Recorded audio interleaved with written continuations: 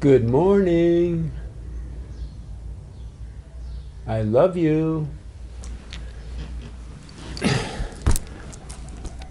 I'm in this great vest, and I didn't invest in the vest. It was given to me as a gift from John Sahakian, a renowned yoga teacher in Santa Monica, who I especially love for his beautiful family and all the wonderful time we spent together. And he gave me this vest, one of his own personal vests. So I inherited the vest from a supermodel, and it's one of my favorite articles of clothing. And I hadn't worn it for a while because I forgot it when I went to America last. And so when I was cleaning my apartment the other day, I stumbled upon it and immediately put it on, and I thought of John. And so that's the story of this vest, and it has lovely pockets, and I can even put the little recording device in the pocket. So I think this vest makes me look a little bit my age, 72. Today, I'm going to talk a little bit about I'm going to contrast Mahayana Sutrayana precepts and Vajrayana precepts very, very broadly. And I think there's some misunderstanding regarding this matter.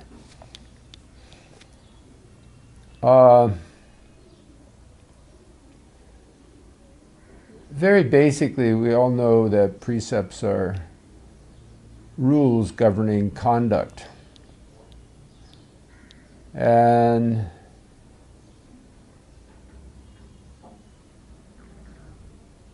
we follow rules to give our practice of meditation and ritual and study a foundation.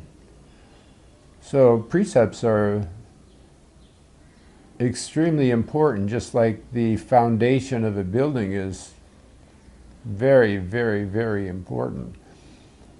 If you build your house on sand, don't dig deep enough below that sand, then that house is not going to survive. And so the strength of our precepts is extremely important. And I remember my own teacher, Master Xuanhua, commenting on Master Xing Yun, who was a very, very great enlightened Chan master. He's still alive. He developed many centers throughout the world, and has probably several million disciples. And the master told me once that Xing Yun based most of his practice, if not all of it, on perfecting the Vinaya, the rules of conduct. So, you know, we can talk about no lying, killing, stealing, sexual misconduct, and no taking intoxicants and so forth. And there's more than that. The bhikshu and bhikshuni precepts govern such basic things that we think we would all know, like not sweeping into the wind, having your bed a certain height, and so forth. But the main precepts are very common with what we all of us who grew up in a Judeo-Christian tradition would know, you know, not coveting one's neighbor's wife and so forth. So that would be sexual misconduct. So like,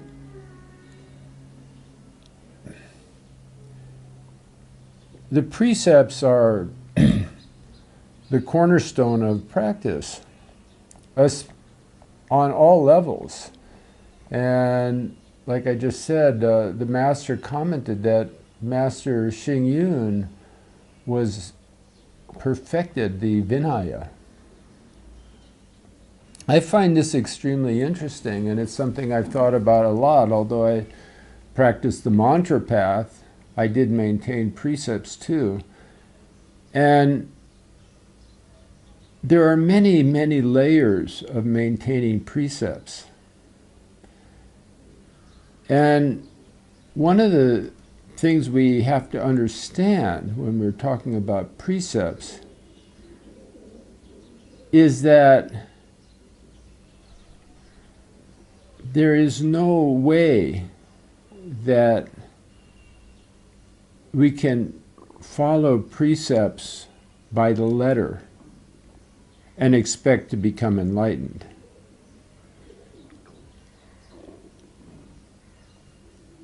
The enlightenment is not some proposition like a mathematical equation that works out 1 and 1 is 2, and it's not going to change, and 2 and 2 is 4, and that's not going to change. The master told me one time, my teacher, that nothing satisfies him more than one of his disciples not following a rule.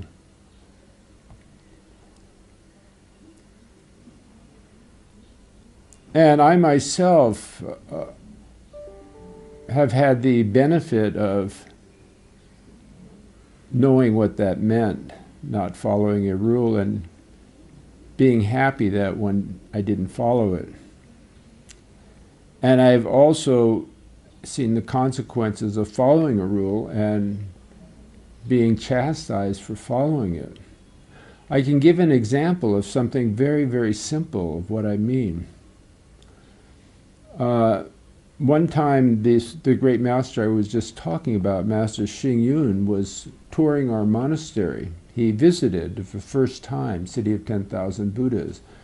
And it was my great privilege to show Master Xuanhua and Master Xing Yun be the master, my master's attendant, as we showed Xing Yun the property.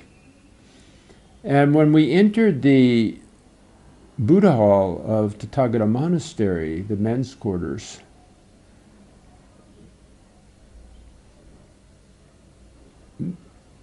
Master Xing Yun and Master Xuanhua both bowed to the Buddha as we entered.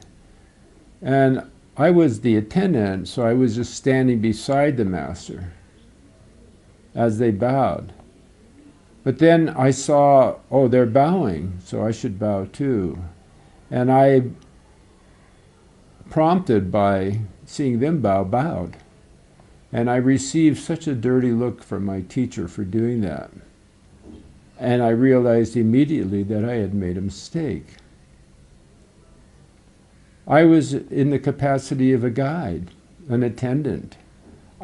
No reason for me to bow. On the other hand, Master Xing Yun is entering a Buddha hall, and he's sharing this time, this special time with an old friend. And they both bowed to the Buddha. It was totally appropriate. Perhaps if I wouldn't have, waited to be prompted and bowed, it would have been a different story. But probably not even then it would have been totally correct deportment. So even something as simple as this, I never forgot the look I received from my teacher. On another occasion, I hadn't seen the master in a couple of months, and he arrived at the City of 10,000 Buddhas while I was walking around the grounds between meditation sessions, reciting the Great Compassion Mantra. And I remember walking on the sidewalk as he and Dharma Master Hongguan pulled up in an automobile, and both got out. And it was such a surprise and shock to me. My first thought was that I have to bow to the master. But also I was in the middle of reciting the Great Compassion Mantra, and usually I never break a mantra for anything if I'm in the middle of it. So what do? I thought. Well, they got out of the car and walked towards me, and I just kept going. I didn't bow or even acknowledge the master. And as I passed, I heard this shouting behind me, calling my name. I turned around, and the master looked at me, and he said, "I give you that mountain." And he pointed to a mountain behind him. And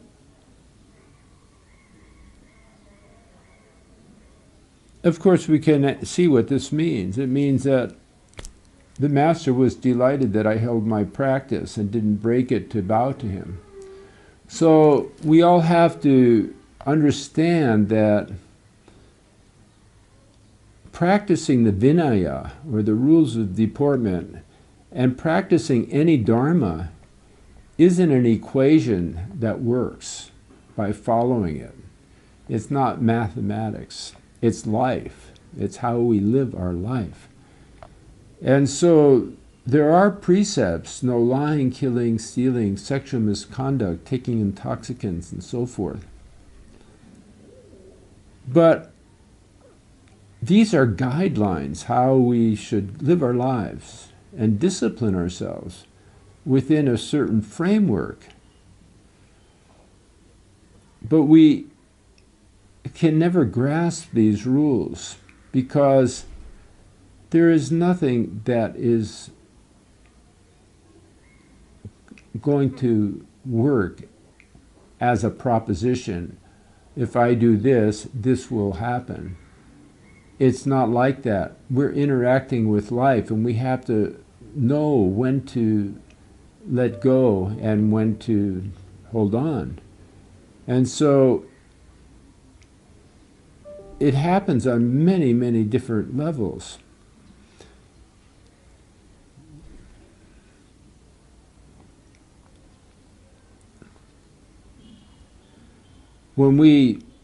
I hear sometimes in Dharma lectures novices talking about precepts, and it still echoes in my mind. One particular novice monk who didn't really understand precepts, and he would always say, "You cannot become enlightened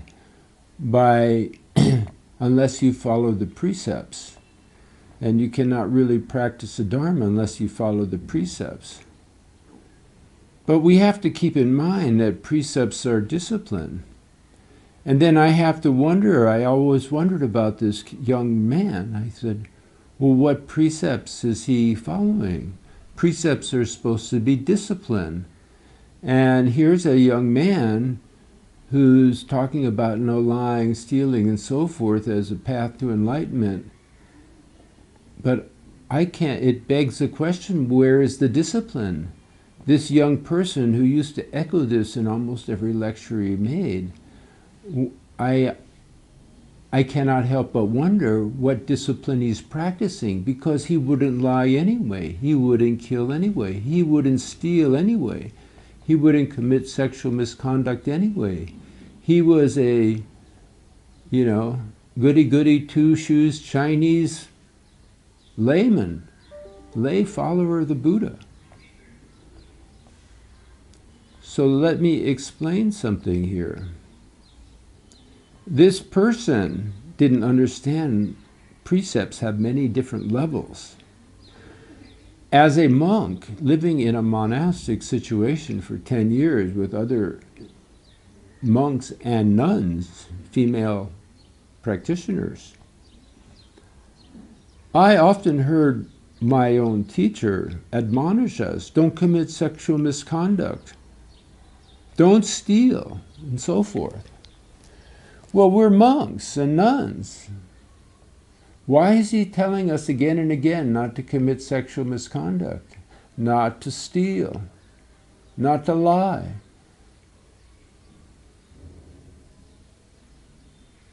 This young monk I was just talking about, this young layman, lay follower, who was a novice monk, he should really think deeply about what I just said. Why would the master, Xuanhua, admonish his students the bhikshus and bhikshunis that are immersed, almost drowning in precepts not to lie and steal and commit sexual misconduct.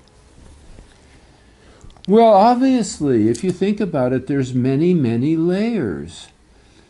Sexual misconduct is not just going out with some woman or a woman with a man and having a physical relationship. Obviously. In the Tushita heaven, those whose karma is pure enough that are reborn there, they have sexual relations by glancing at one another, even if it's 1,000 leagues distance. That look is considered is sexual in every sense of the word. It's how they make love in that particular heaven. So obviously the Master is saying to us that sexual misconduct has many layers. And when he says don't commit sexual misconduct, he's not just referring to physically getting together with a member of the opposite sex. What he is saying is recognize sexual energy for what it is on its very, very subtle, most subtle levels. Recognize how it works in your mind and how it works in your meditation and energy. And know that you can be violating the precepts against sexual misconduct by maybe making a glance, maybe not even intentionally, but you should be aware enough, your meditation should be strong enough that you recognize that glance as an indication that you have not subdued your sexual energy. And you're, in fact, on one very subtle level, breaking the precepts. So, this introduces us to a very important topic, and that's the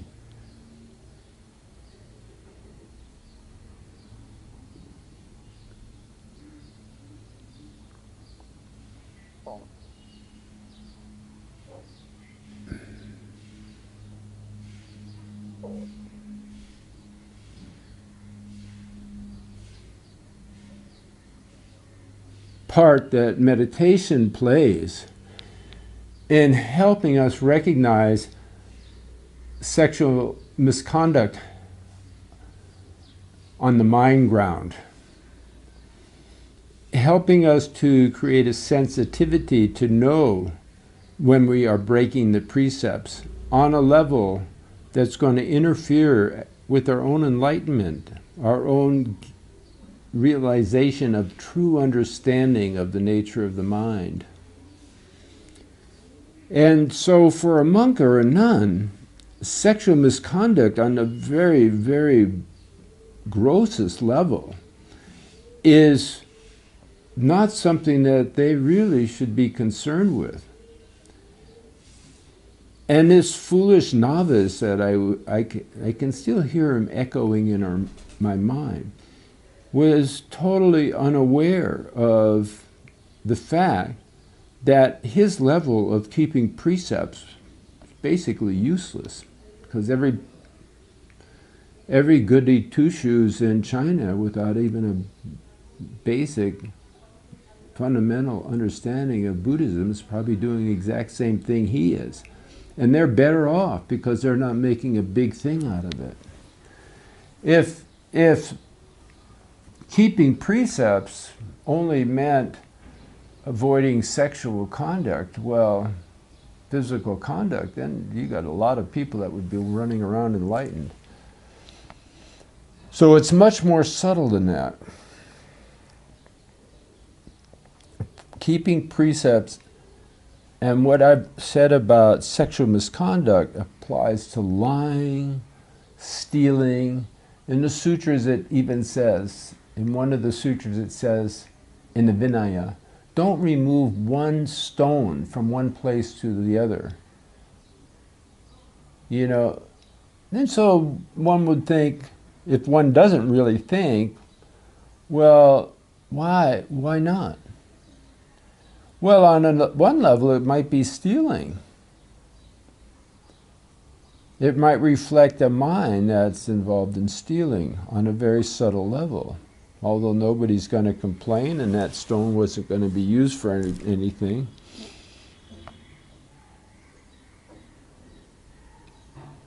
So all of the precepts apply on a conventional level, which will keep us out of trouble with the law of the land.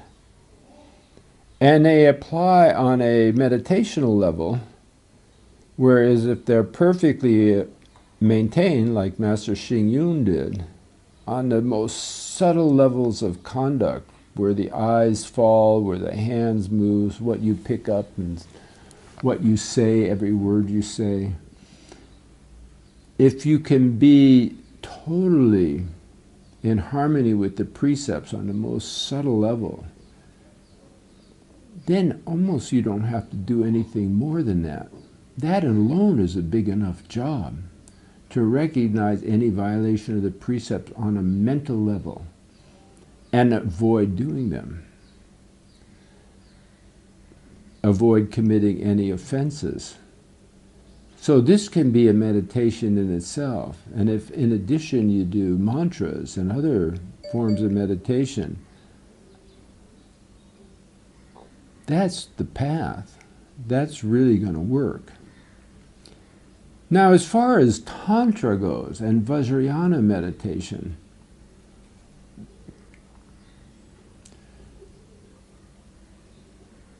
they have different views towards some of this idea of precepts, and they are more attuned to a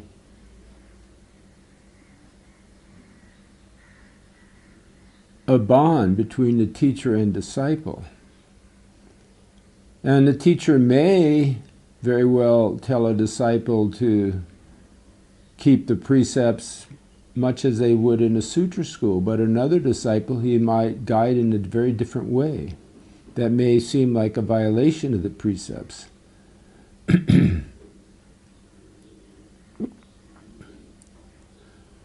So in the Vajrayana school, it's sort of like an agreement between the student and teacher, first and foremost, and guiding one's actions in a manner that one believes will please one's teacher, and that is in accordance with what the teacher's intent and is in fact saying.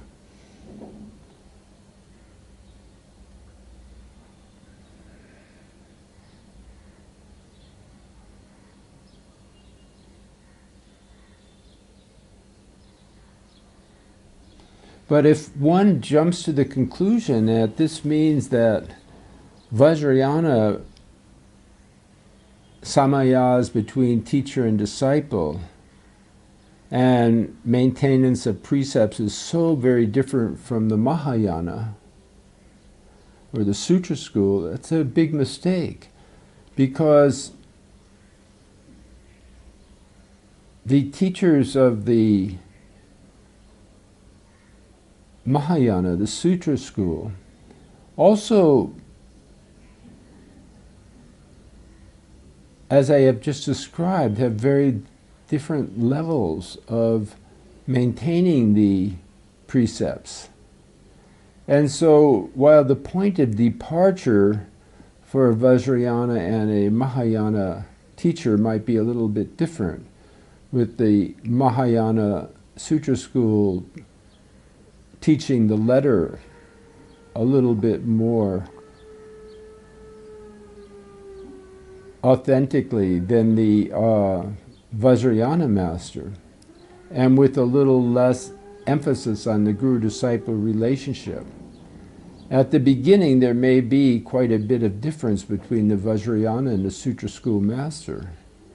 But on a more subtle level, as the disciple matures, the Sutra school follower is going to find himself swimming in very much the same water as the Vajrayana practitioner, with the Sutra school master holding him to very much the same criteria as a Vajra master might hold his disciple, expecting his student to recognize the subtleties of sexual activity, sexual misconduct, no lying, killing, stealing, and so forth, and recognize the subtleties of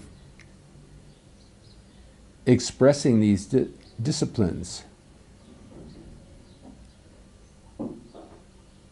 wherein they emerge very seamlessly in what might be considered Vajrayana practice.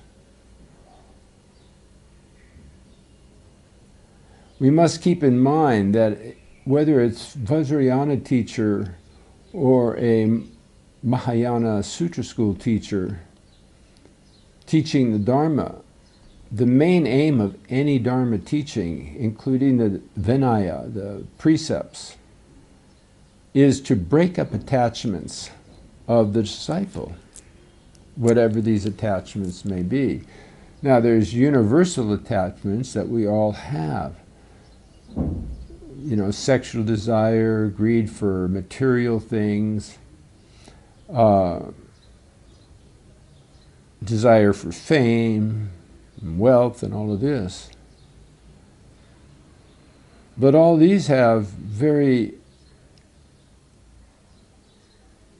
not so obvious levels of expression once they're given up. So once one enters a monastic situation and doesn't have a Rolls Royce anymore, or a lovely girlfriend or boyfriend, and doesn't have fancy clothes and a wad full of money in his pocket, doesn't mean that he doesn't have attachment to these things. He may look like a beggar on the outside, but he may be completely different on the inside. So a Vajrayana master and a Sutra school master both have the task of breaking up the attachments that are going on within the mind of the student.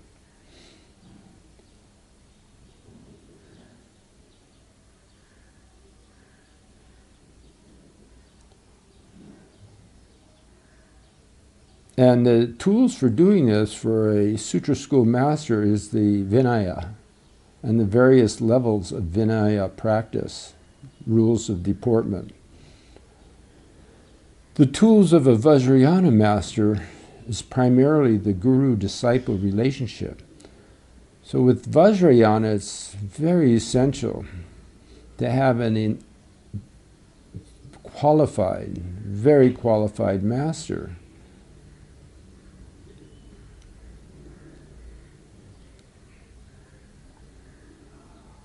Because only then can we have confidence to listen to what he says and be willing to die in the last ditch, and basically having faith in the teacher.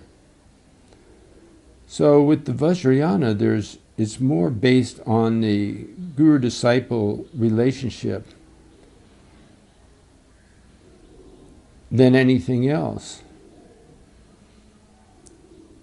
And so we must find a qualified master if we're going to practice Vajrayana, and do our best to listen to what he says. And not say, well, this is within the rules or this is out of the rules. We have to understand that he's working with our attachments, and any way he thinks is going to work, he's going to probably do. Probably push our buttons to, and